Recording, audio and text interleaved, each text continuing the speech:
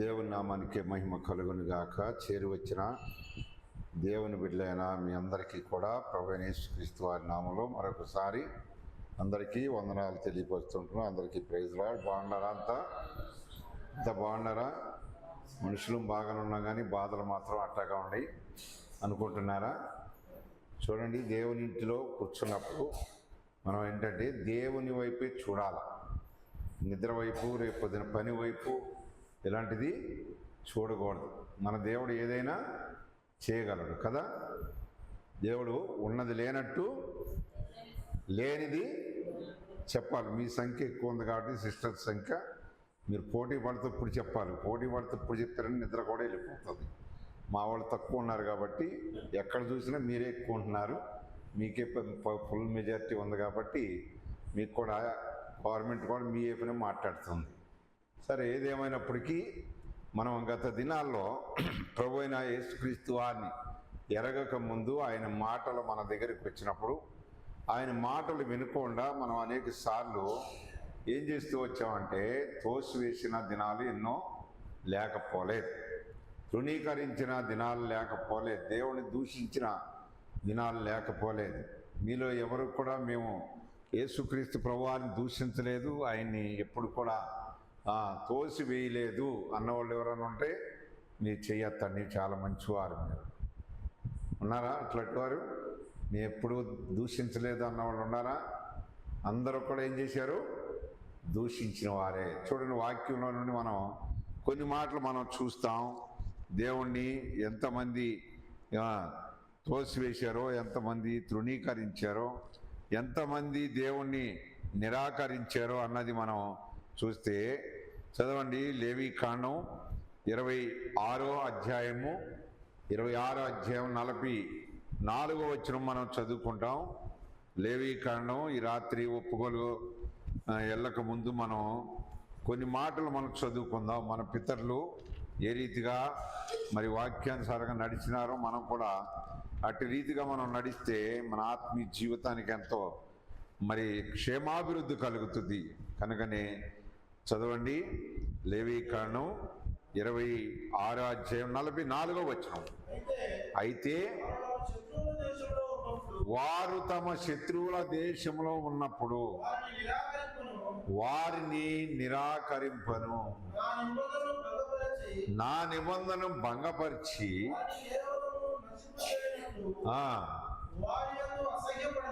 వారియందు అసహ్యపడను. ఎలయనగా నేను వారి దేవుడినైనా యెహోవాను,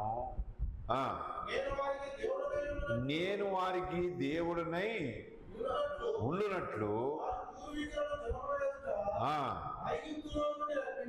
ఐగుప్తులో నుండి రప్పించి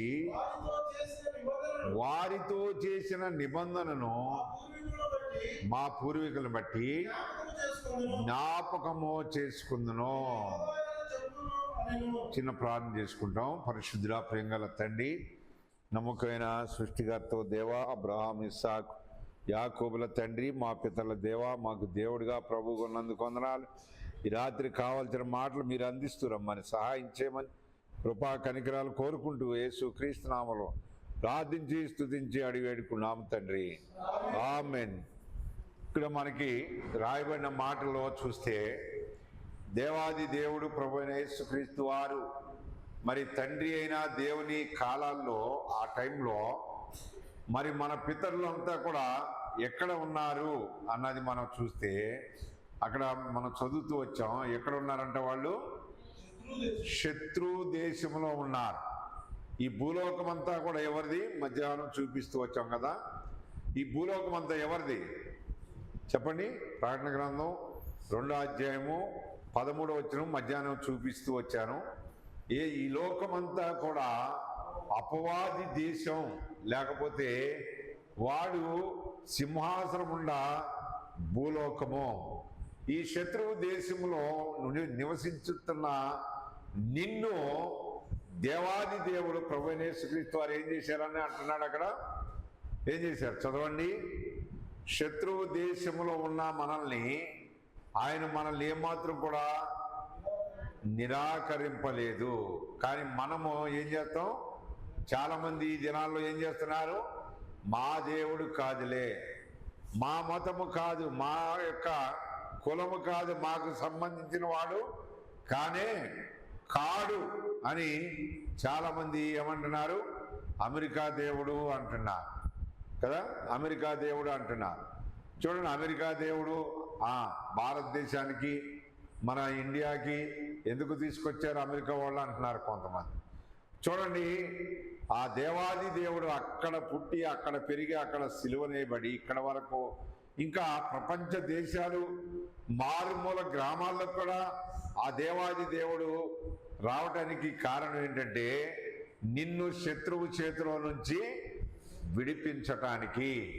కనుకనే ఆయన రాకోకుండా, ఆయన లేకోకుండా ఏ మానవుడు కూడా విడిపించబడలేదు అని బైబిల్ చెప్తా ఉంది.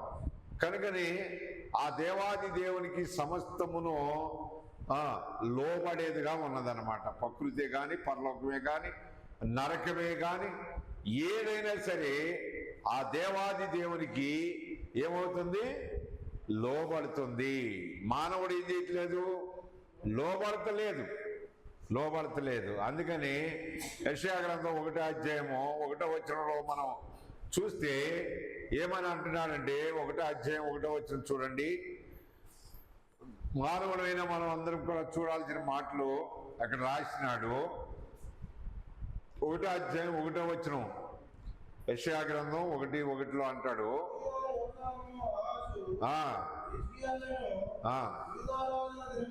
దినములలో యోధాను గూర్చి, యెరూషలేమును గూర్చి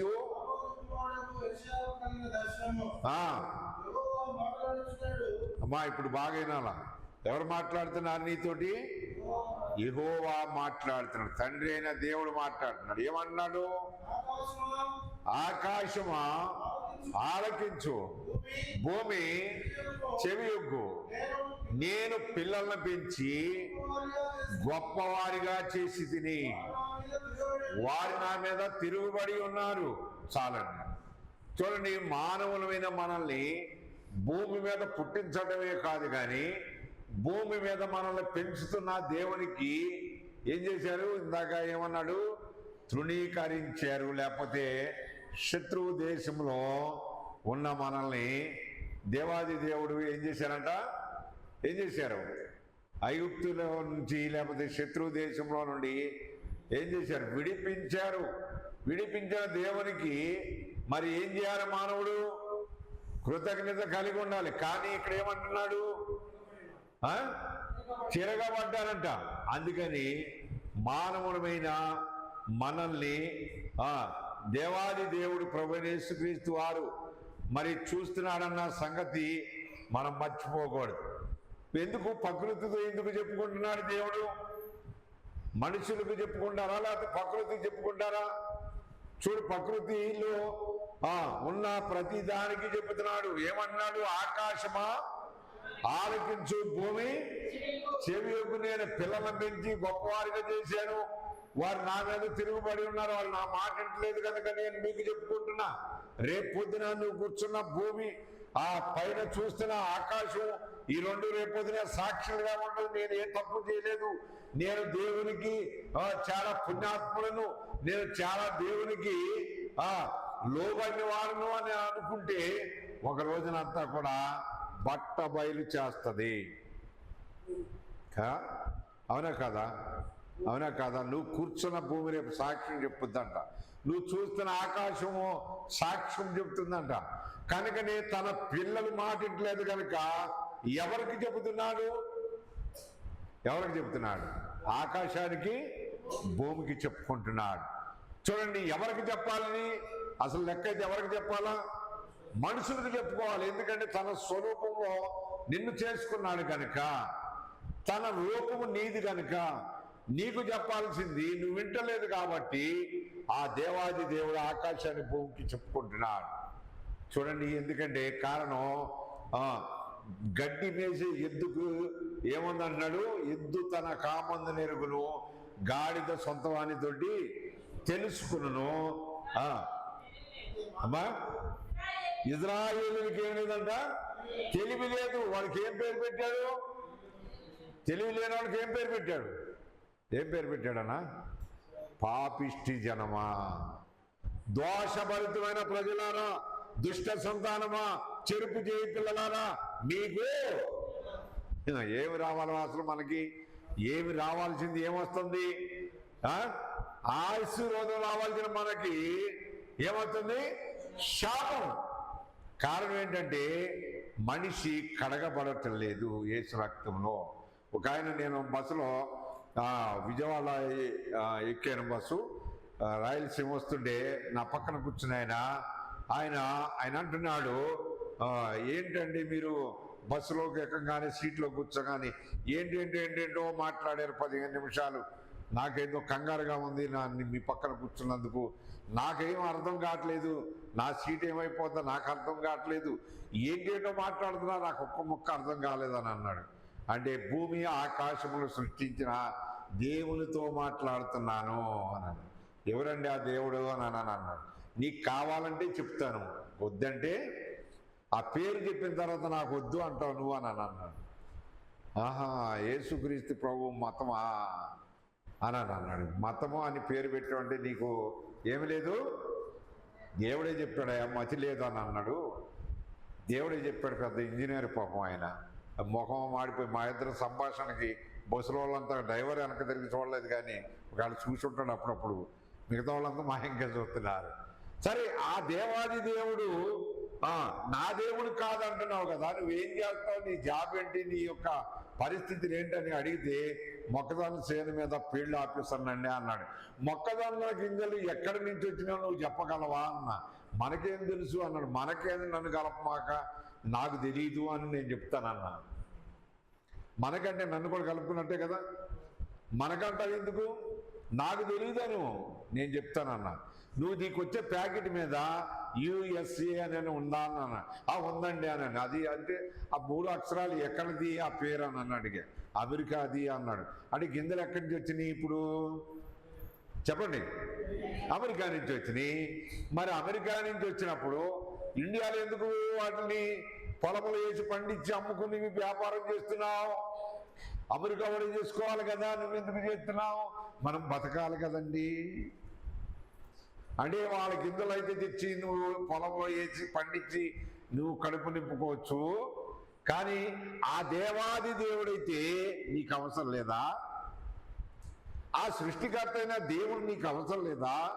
ఆ సర్వాధికారి అయిన దేవుడు నీ కొరకు చేసిన గొప్ప త్యాగం ఏంటంటే ఆయన రక్తము నీ కొరకు చిందించాడు. ఇంకా దేవుళ్ళు అనబడిన వారు, ప్రభువులు అనబడిన వారు ఈ లోకం నుండి పైకి వెళ్ళారు, కానీ పైన కిందకు వచ్చినట్టు ఎవరన్నా ఉన్నారా?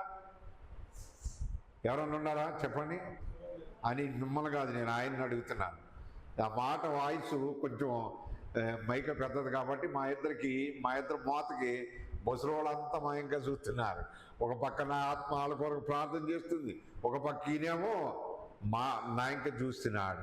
కనుక నేను దిగేలోపు ఒక తీర్మానం చేసుకో, నువ్వు పాపివా పరిశుద్ధుడువా అన్నది నిన్ను నువ్వే పరీక్షించుకోమని చెప్పి. అంటే అప్పుడు ఆయన అన్నాడు, ఏమన్నాడు తెలుసా? ఇట్లాంటి మాటలు చెప్పిన వారు నాకు ఇంతవరకు ఎవ్వరు కూడా తగలలేదు, కానీ ఒకళ్ళిద్దరు నాకు కలిశారు, కానీ నా మాటకి వాళ్ళు ఒక 2 మాటలు వదిలి మానేశారు. కానీ నువ్వు ఈ రాత్రి ఏం చేసావు అంటే గొప్పతనానికి అని కాదు, కానీ రోజుకు ఒకరికి చెప్పాలనేది నా ఆశ. అలా ఎంతమందిని దేవుడు నాకు అప్పగించినారు. కనుక ఈ రాత్రికాల సమయంలో నీవు నేను మనమందరం కూడా దేవుని మందిరంలో దేవుని ఇంటిలో ఉండి మనము శుద్ధి చేసుకోకపోతే, మనం కడుక్కోకపోతే మన ప్రార్థన, మన భక్తి అంతా కూడా వ్యర్థమే.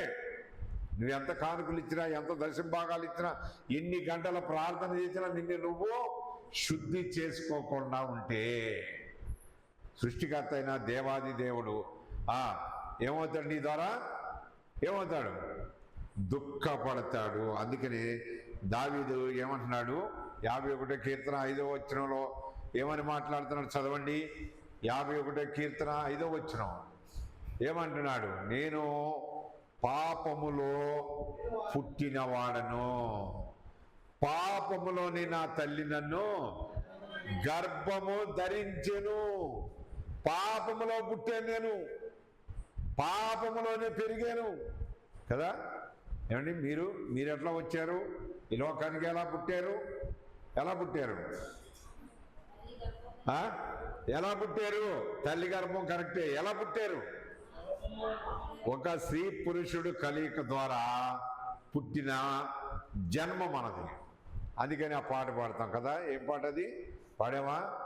జన్మముతోనే పాపిని నేను, జన్మతోనే పాపం, కర్మతోనే పాపం. కనుక జన్మ కర్మ రెండు కలిసింది. కనుకని ఇది గుర్తించిన దావీదు అంటున్నాడు. ఏమని అంటున్నాడు? 51వ కీర్తనలో కొన్ని మాటలు మనం చదువుకుంటాం. ఏమని అంటున్నాడు ఆయన? చదవండి. మొదటి మాట అంటున్నాడు, 51వ అధ్యాయం మొదటి మాటలో ఏమంటున్నాడు? దేవా, నీ కృప చొప్పున నన్ను కరుణింపుము, నీ వాత్సల్య బాహుళ్య చొప్పున నా అతిక్రమములను తుడిచి వేయుము. నాలో ఏముందంట? నీలో ఏముంది? అతిక్రమం ఉంది. దీన్ని ఏం చేయమంటున్నాడు? తుడిచివేయ్యా అంటున్నాడు. తుడిచివేయ్యా అంటున్నాడు. అందుకని సొలొమోను కూడా ఏమంటాడు? 28వ అధ్యాయము ఒకసారి చూడండి. సొలొమోను 28వ అధ్యాయము, సామెతల గ్రంథం 28వ అధ్యాయము 13వ వచనంలో అంటాడు. చదవండి. ఏమంటున్నాడు? అతిక్రమములు దాచిపెట్టువాడు వర్ధిల్లడు, వాటిని ఒప్పుకొని విడిచిపెట్టువాడు కనికరం పొందును. నువ్వు ఒప్పుకోవాలి. ఏం చేయాలి? విడిచిపెట్టాలి. ఈ రాత్రికాల సమయంలో రేపు ఉదయానికి మనం ఉంటామని గ్యారంటీ ఉందా? వస్తువుకి గ్యారంటీ ఉంది కదా, వాహనాలకి గ్యారంటీ ఉంది. నీకు నాకు గ్యారంటీ లేదు. కనుక గ్యారంటీ లేని నీ జీవితంలో నువ్వు చేయాల్సిన పని ఏంటంటే ప్రతిరోజు కూడా నీ పాప దోషములు దేవుని ఎదుట ఒప్పుకొని కడుక్కోవాలి కదా. ఎందుకని? కారణం ఏంటి? చాలామంది ఏమంటారు? ఒప్పుకున్నాము, విడిచిపెట్టాం, బాప్తిసం పొందాం, ఇంకా ఒప్పుకోవాల్సిన పని లేదు అంటారు కొంతమంది. కొన్ని సంఘాల్లో ఏం చేస్తూ ఉంటారంటే బాప్తిసం ఇచ్చినప్పుడే బల్లయిస్తారు, ఇంకా వాళ్ళు సచ్చే వరకు బల్లలేదు. కొంతమంది చూడు, కొంతమంది 6 నెలలకు ఒకసారి ఇస్తారు, కొంతమంది జనవరి ఇస్తారు. ఇట్లాంటి వాళ్ళు ఉన్నారు. కనుకని ఈ లోకంలో నీవు నేను మనమందరం కూడా మనకు నేర్పించేది ఏంటంటే, బైబులు భక్తులు నేర్పేది ఏంటంటే, నీ యొక్క అతిక్రమములు ఏం చేయకూడదు? దాచిపెట్టకూడదు. సొలొమోను అంటున్నాడు అక్కడ. ఏం చేయాలి? రండి 51 కాడికి రండి. ఏమంటున్నాడు? 51వ అధ్యాయము 2వ వచనం, నా దోషములు పోవునట్లు నన్ను బాగుగా కడుగుము. బాగుగా కడుగు. నా దోషములు పోవాలా? నా అపవిత్రత నాలో ఉండకూడదు. నా పాప దోషములు నాలో కనబడుతున్నాయి. కనుకని ఏ మనిషిలో అయితే అపవిత్రత, పాపం దాగి ఉంటుందో ఆ మనిషికి నెమ్మది, శాంతి, సమాధానం, ఆనందం ఉండదు. అందుకని యెషయా గ్రంథంలో మనం 1వ అధ్యాయంలో ఏమంటాడంటే, మనిషికి ఎక్కడ ఉందంటే పాపం అరికాలు మొదలుకొని తల వరకు ఉందంట. ఎక్కడ చూసినా గాయములే, ఎక్కడ చూసినా పుండ్లే, పచ్చి పుండ్లు. కనుక ఇక్కడ ఈ దావీదు గారు చెప్తున్న మాటను బట్టి మనం చూస్తే ఏమంటున్నాడు? 3వ వచనంలో అన్నాడు, నా అతిక్రమములు నాకు తెలిసే ఉన్నది. కొంతమంది తెలుసు, తప్పిదాలు తెలుసు, అతిక్రమాలు తెలుసు, దేవునికి విరోధం ఉన్నామా, దేవునికి అనుకూలం ఉన్నామా కూడా తెలుసు. కానీ ఒప్పుకునే కాడకు వచ్చేపాటికి ఏమవుతుందంటే కప్పుకుని ఉంటాం కదా. కొంతమంది ఏం చేశారు? మీలో కొంతమంది ఏం చేస్తున్నారు? చలి పుట్టకుండా ఏం చేస్తున్నారు? ఏం కప్పుకున్నారు? ఏం తెచ్చుకున్నారు? తెచ్చుకున్నారు లేదా? చూడు, కప్పుకుంటే చలి తగ్గుద్ది కానీ పాపం మాత్రం పోదు కదా. ఒప్పుకుంటే ఏమవుతుందంటే మనలో ఉన్న పాపం అంతా బయటకు వెళ్ళిపోయేదిగా ఉంటుందన్నమాట. అదిగా 3వ వచనంలో అంటున్నాడు. ఏమంటున్నాడు? చదవండి 3వ వచనంలో. నా అతిక్రమములు నాకు తెలిసే ఉన్నవి, నా పాపము ఎల్లప్పుడూ నా ఎదుట ఉన్నది. ఎంత గుర్తించాడండి? ఎంత గుర్తించాడు? మరి నువ్వు గుర్తుపెట్టుకున్నావా? నీవు ఈ నెల రోజుల్లో మరి ఇది ఆఖరి డేటు కదా, ఆఖరి రోజు. నెక్స్ట్ 9వ నెలలోకి వెళ్ళిపోతున్నాం. మరి ఇంకా పండగ దగ్గర పడతా ఉంది. మన సూప్ అంతా ఎటు ఉంది ఇప్పుడు? ఎటుంది చెప్పండి? జనవరి ఎప్పుడు వస్తుందో, క్రిస్మస్ ఎప్పుడు వస్తుందో అని ఎదురు చూస్తూ ఉంటాం మన ప్రాణం. కానీ ప్రభు ఎప్పుడు వస్తాడో ఎవరికి తెలియదు. కనుకనే మరి రాత్రికాల సమయంలో నీ నిద్రంతా మానుకుని వచ్చి దేవుని సన్నిధిలో నిన్ను నువ్వు ఏం చేయాలి? ఒప్పుకోవాలి. ఇక్కడ అదే చెబుతున్నాడు. ఏమని అంటున్నాడు దావీదు? ఏం చెబుతున్నాడు 3వ వచనంలో? లాస్ట్ లైన్ చదవమ్మా. నా పాపములు ఎల్లప్పుడూ నా ఎదుట ఉన్నది. నా ఎదుటే ఉంది. కనుకనే నా పాపములు పోవునట్లు ఏం చేయాలి? దేంతో కడగమంటున్నాడు? ఏంతో కడగాల? హిస్సోపుతో కడగండి. హిమము కంటే తెల్లగా నన్ను కడగండి. మంచు కంటే తెలుపు ఏమనుందా? హిమం అంటే ఏంటి? మంచు. హిస్సోపు అంటే హిస్సోపు మొక్క మన దేశంలో బ్రతకదు, కానీ ఇజ్రాయెల్ దేశంలో బ్రతుకుతుంది ఆ చెట్టు. అది వాగ్దాన భూమిలోనూ ఉందంట. అది వెళ్ళినోళ్ళు చెప్పారు. ఒకవేళ మన అన్నోళ్ళు ఎవరినోళ్ళు కానీ వెళ్ళి వచ్చారో చూద్దాం. అక్కడే ఉంటుందంట. దానికంటే తెల్లగా నన్ను కడుగు అంటున్నారు. చూసేవారు రెండు తీసుకొస్తున్నాడు. హిమము కంటే తెల్లగా ఉండాలి నేను. ఇంకా ఈ సోపు కంటే ఈ సోపుతో నన్ను కడుగు. సోప్ మనకు తెలుసు కదా. సోప్ మనకు తెలుసా తెలదా? సోప్ తెలుసా? ఎంతమంది తెలుసు? అందరూ చేయలెత్తుతున్నారు. తెలవనోళ్ళు ఎవరు ఉన్నారు? నేను తప్ప. చూడండి, గొప్ప దేవుడు నీకు తోడుగా ఉన్నాడు. ఆ గొప్ప దేవుడు నువ్వు పిలిస్తే పలికేవాడు, నువ్వు మాట్లాడితే మాట్లాడేవాడు. నువ్వు మోగాడుగా ఉంటే ఆయన కూడా మౌనంగా ఉంటాడు. కనుక నువ్వు ఒప్పుకుంటే నీలో ఉన్న పాప దోషమంతా కూడా బయటికి పారదోలుతాడు. ఏం కారణం ఏంటంటే నేను ఎలా చూడాలనుకుంటున్నాడు ఆ దేవాది దేవుడు అంటే బైబిల్లో క్లియర్గా రాసినారు. ఏమన్నారు? నేను పరిశుద్ధుడను కనుక మీరు కూడా పరిశుద్ధులై ఉండు. అంటే మనలో పరిశుద్ధత కావాలి, మనలో పవిత్రత కావాలి, మనలో యథార్థత ఉండాలి, దేవునికి ఇష్టలుగా జీవించాలి.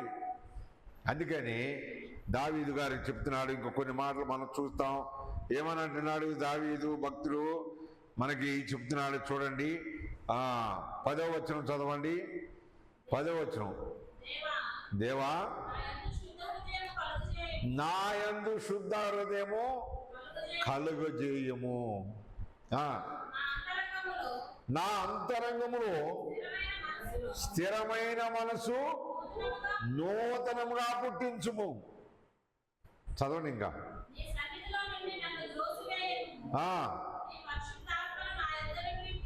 నీ పరిశుద్ధాత్మ నాలో నుండి తీసివేయద్దు,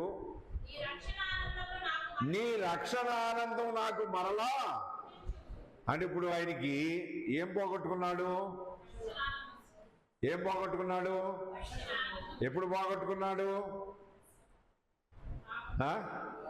ఎప్పుడు పోగొట్టుకున్నాడు? చెప్పొచ్చు, చాలా సులువుగా చెప్పొచ్చు. ఎప్పుడు పోగొట్టుకున్నాడు? ఎప్పుడు? ఎవరితో చేశాడు? అంటే ఆనందం మాత్రం పోయింది కానీ రక్షణ మాత్రం ఉంది. రక్షణ ఉంది, ఆనందం పోయింది ఆయనకి. పాపం చేయటం వల్ల దోషము ఆయనకు వచ్చింది, రక్షణ మాత్రం ఉంచాడు. కానీ దేవుడు ఆ రక్షణకు తగ్గ ఆనందం ఏమైపోయిందంటే పోయింది. మరలా నాకు ఏం చేయాలి, ఏం కావాలా, మరలా నీకేం కావాలా, రక్షణలో ఉంటే ఆనందం ఉంటుంది. కనుకనే ఆ రక్షణలో గొప్ప ఆనందం ఉంది. ఆస్తులు కాదు, అంతస్తులు కాదు, వాహనాలు కాదు కదా, కోట్ల కోట్ల కోట్ల ఆస్తులు ఉన్నాయి. కానీ ఈ దినాల్లో చూస్తే మరి వరదలకి ఏమవుతున్నాయి, బిల్డింగులు ఏమైపోతున్నాయి, బిల్డింగులతో పాటు మనుషులు కూడా ఏమైపోతున్నారు, గొప్ప గొప్ప వాళ్ళ కార్లు కూడా ఏమైపోతున్నాయి, శుభ్రంగా బాప్తిసాలు తీసుకుంటున్నాయి. అవి కూడా వాగులు చూస్తే ఎట్లా వెళ్తున్నాయి కార్లు.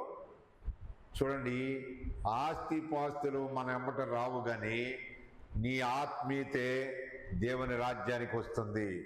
నీ రక్షణ ఆనందం ఎక్కడ పోగొట్టుకున్నావో, నీ రక్షణ ఆనందం ఏ పరిస్థితిలో నిన్ను విడిచిపెట్టి పోయిందో అది గుర్తుపెట్టుకుని ఏం చేయాలా, మరలా తిరిగి ఏం చేయాలి, నువ్వు రీఛార్జ్ చేసుకోవాలి కదా, రీఛార్జ్ చేసుకోవాలి.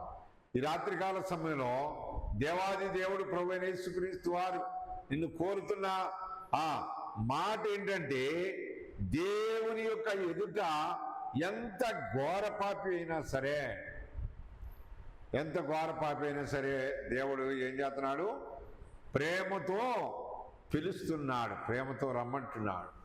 కనుకనే నీ పాపములు, యెషయా అంటాడు, నీ పాపములు ఎట్లా ఉండి అన్నాడు.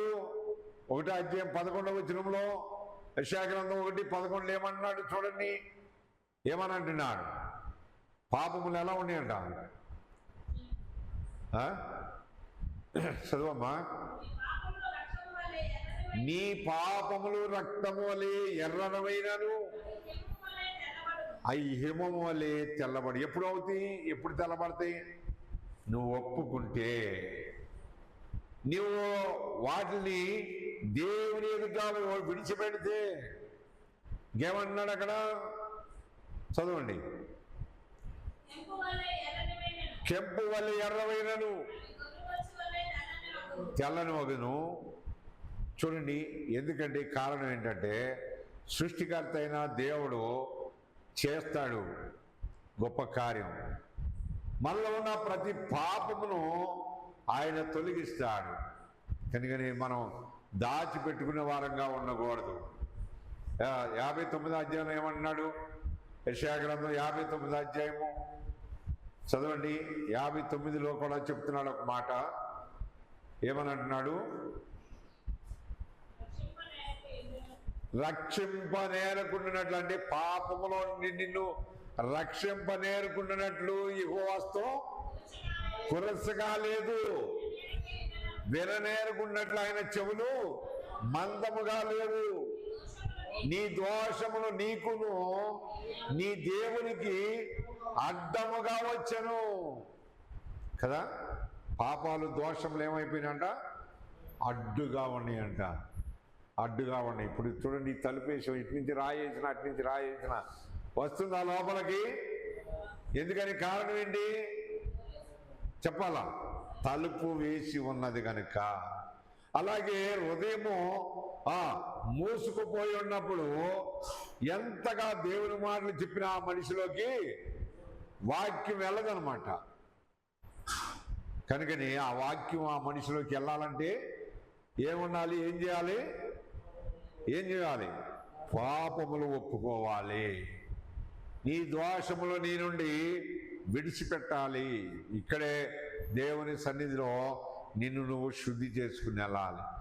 కనుకని ఆ దేవాది దేవుడు అంటున్నాడు, ఎత్తి చూపిస్తున్నాడు. ఏమని అంటున్నాడు, నీ పాపములు నీకు నాకు అడ్డుగా ఉన్నాయి, నువ్వు ఎంత ప్రార్థన చేసినా నేను వినను కదా, ఎంత ప్రార్థన చేసినా నేను వినను అంటున్నాడు. కారణం ఏంటి చెప్పండి, కారణం ఏంటి? పాపం అంత భయంకరమైనది. ఉదయం అవ్వగానే లెగంగానే ఏం చేస్తాం మనం? ఉదయం లెగంగానే ఏం చేస్తాం? చెప్పండి, మొట్టమొదటిగా చేసే పని ఏంటి? ఆ?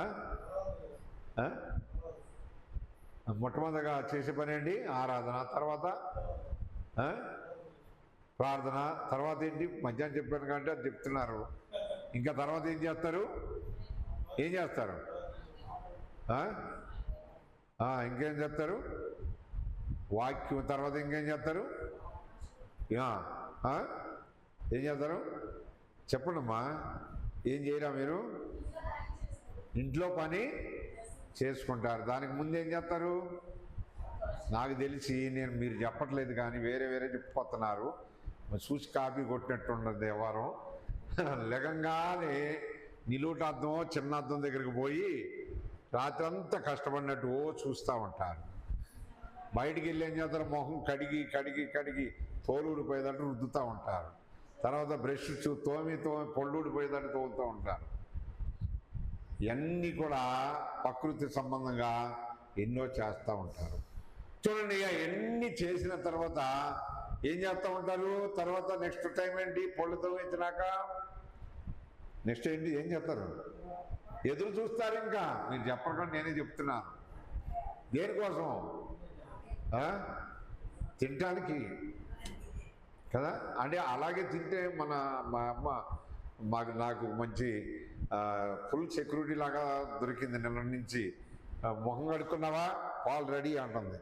స్నానం చేస్తావా? నీళ్ళు రెడీ. ఎంత నాకు కంగారు పుట్టెత్తుంది. సేవకురాల కంటే ఎక్కువ అయిపోయింది ఏమో నాకు. అడుగడిగినా కూడా పోలేదు నాకు. గంటకి చేస్తూ ఉంటుంది. ఎక్కేవా? సీటు దొరికిందా? పడుకున్నావా? మళ్ళీ లెగిసేవా? ట్రైన్ స్టేజీ వచ్చిందా? ఆమె నిద్రపోదా. నేను బయట ఉంటే నేను ఇంటికి వచ్చానంటే ఖచ్చితంగా నమ్మకంగా నిద్రపోద్ది. ఆ తర్వాత ఇంకా ఆమె నిద్రే ఉండదు. ఎందుకు ఈ బాధ? దేవుడు ఉన్నాడు, దేవుడు తీసుకెళ్తానండి. అయినా సరే మా బాధ్యత మాకు ఉన్నది అంటది. చూడండి, దేవాది దేవుని దగ్గర మనము అందరము కూడా చేయవలసింది ఏంటంటే మనలో ఉన్న ప్రతి దోషమును కూడా ఆయన ఎదుట ఏం చేయాలా? ఒప్పుకోవాలి. ఈ రాత్రి వచ్చిన కొద్ది మంది అయినా సరే సృష్టికర్త అయిన దేవుడిని అంక చూస్తున్నాడు కనుకనే చూడండి. అందుకని అంటాడు సొలొమోను 28వ అధ్యాయము 20వ వచనం ఒకసారి చదవండి. సామెతల గ్రంథం 28వ అధ్యాయం 20వ వచనం ఏమని అంటున్నాడు? చదవండి, మీరు చదవండి, తీసిన వాళ్ళు చదవండి. 28వ అధ్యాయము 20వ వచనం. నమ్మకమైన వానికి దీవెనలు మెండుగా కలుగును. అర్థమైందా? నమ్మకముగా ఉండాలి. మనం ఒప్పుకుని విడిచిపెట్టడమే కాదు, కానీ మన ఆత్మీయ జీవితంలో ఎలా ఉండాలి? నమ్మకంగా ఉండాలి. నమ్మకంగా ఉంటే ఈ లోకంలో నీకు రావాల్సిన ఆశీర్వాదాలు లేదా నీకు రావాల్సిన దీవెనలు ఖచ్చితంగా వచ్చి తీరతాయి. అందుకనే మనం దేవాది దేవుని యొక్క పాదాల దగ్గర ఒకప్పుడైతే ఆ దేవుడు మనకు వద్దులే అని ఏం చేసాం? ఆ దేవుడు మాకు అవసరం లేదని ఏం చేసాం? తోసివేశామా లేదా? అది కూడా పాపమా కాదా? అది కూడా దోషమా కాదా? ఇవన్నీ కూడా దేవుని ఎదుట నిన్ను నువ్వు సరి చేసుకోవాలా. ఎవరో వచ్చి సరి చేసేది కాదు. నువ్వు నేను మన అందరం కూడా దేవుని యొక్క పోలికతో ఉన్న ప్రతి మానవుడు కూడా దేవాది దేవునికి మనము పిల్లలుగా ఉంటవే కాదు, కానీ మనలో ఎలాంటి దోషము దాచిపెట్టుకోకూడదు. ఒప్పుకున్న తర్వాత ఏం చేయాలంటున్నాడు? నమ్మకముగా ఉండాలి. నమ్మకంగా ఉంటే మనకు రావాల్సినవి ఏం చేస్తాయి? మనల్ని ఉంటాయి అన్నమాట. మనల్ని ఎదుర్కొంటూ ఉంటాయి. అలాంటి ఆశీర్వాదాలు, అలాంటి దీవుల్లో పోగొట్టుకోకూడదన్నది దేవునికి ఆశ కదా. అందుకని మనం ఈ రాత్రికాల సమయంలో కొంత సమయం ఏం చేద్దాం? మనం కడుక్కుందాం, శుద్ధి చేసుకుందాం. దేవుడి మాటలు దీవించి ఆశీర్వదించును గాక. మోకరించండి అందరూ కూడా. మీ యొక్క సమయాన్ని, ప్రార్థన మాత్రం చేయొద్దు. ప్రార్థన తర్వాత ఇస్తాం టైము. ఇప్పుడు చేయాల్సింది ఏంటంటే ఒప్పుకోలు ప్రార్థన. ఎవరికి వాళ్ళే ఒప్పుకొని, ఈ చెప్పిన మాటలు బట్టి ఒప్పుకొని దేవుని సన్నిధిలో కడగబడదాం.